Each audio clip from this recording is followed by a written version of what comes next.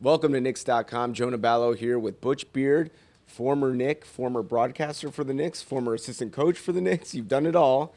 You were a player there in the 70s. What stands out as some memories from your playing days in New York?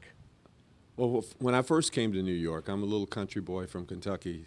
So when I first came to New York, the big city, we were practicing downtown at Pace. I had Red Holzman, after I came in, told me you had to be at Pace the next day.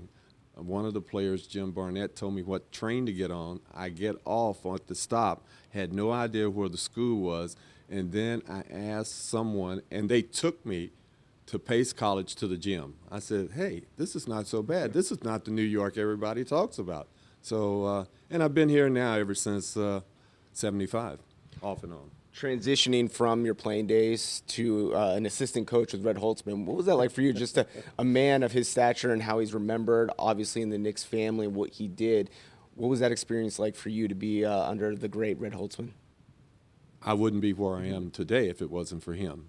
I have no idea what Red may have seen in me, because he's the one who got me into the coaching profession. I owe, that part of my life to him. And he was unique in his own way. And in my coaching career, I tried to use some of the things that he used in order to halfway be successful. What are some of those elements that made him such a great coach? I mean, we've seen the footage, we've heard about him. What are some of those things that maybe you can pass along or share with us on the website here? Well, one thing is that Red was a great tactician. He really thought 2-3 minutes ahead in games. I know that I used to sit and talk to him during the game. Why are you making this move? And he wouldn't explain it to me until after the game. And then the first time I did it, the first thing he said to me was, hey, do I have to explain to you everything that I'm doing and still try to coach too?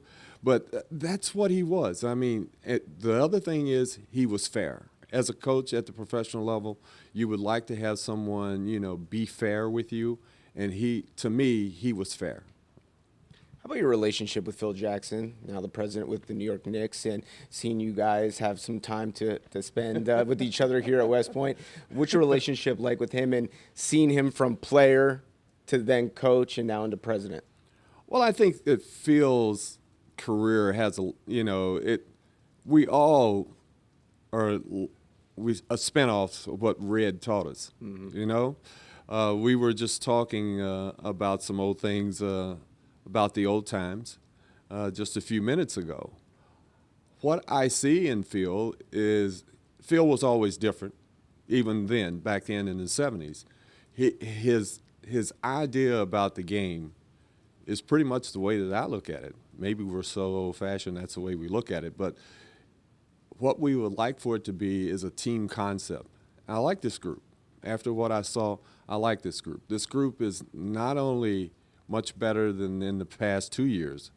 I think that athletically, he's made a big step forward in getting the New York Knicks now back to where they were, not quite in the 70s, but where the people can really be proud of this ball club. You also have ties to Allen Houston. Played with his father, right? Well, his father, I played. Well, he was a senior when I was a freshman at U of L. So, but my son played with Allen in high school at Ballard High School, and they won a championship together. And we were just talking about that. So those are my ties with the present Knicks. Okay. And one thing too that's interesting about your career is the broadcasting part. What was that transition like for you when you went, to the booth there and then calling the game from that part? Are you kidding me? Had not a clue. Still didn't.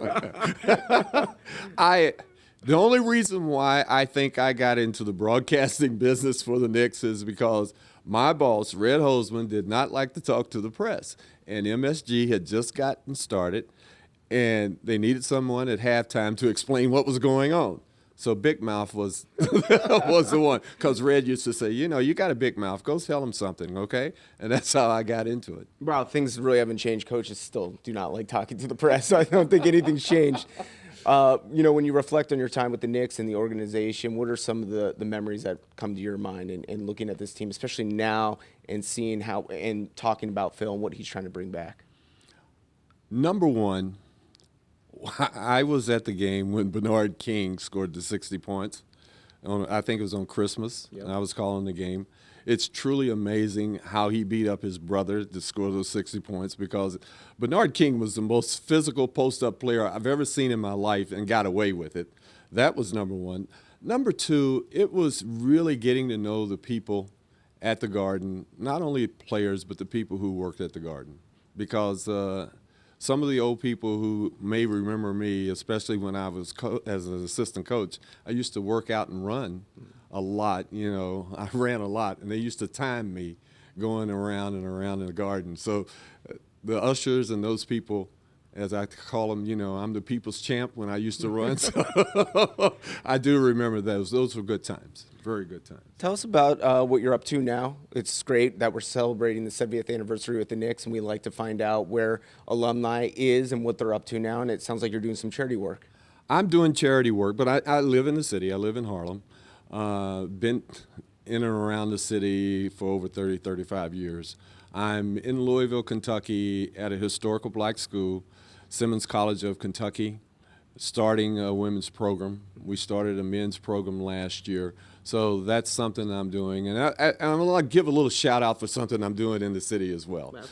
Harlem Grown is a nonprofit organization in Harlem where this gentleman does urban farming, and he feeds sheltered kids and homeless people. So I'm in with that, and I tell you what, that's a great experience for me to be in at this time of my life. Wow, it's great to catch up with you. And again, celebrating 70 years of New York Knicks basketball, and you're a big part of that. It's great to hear what you're up to now and giving back to the community as well. Thank you so much for your time. Thank you. There he is, Butch Beard, right here on Knicks.com.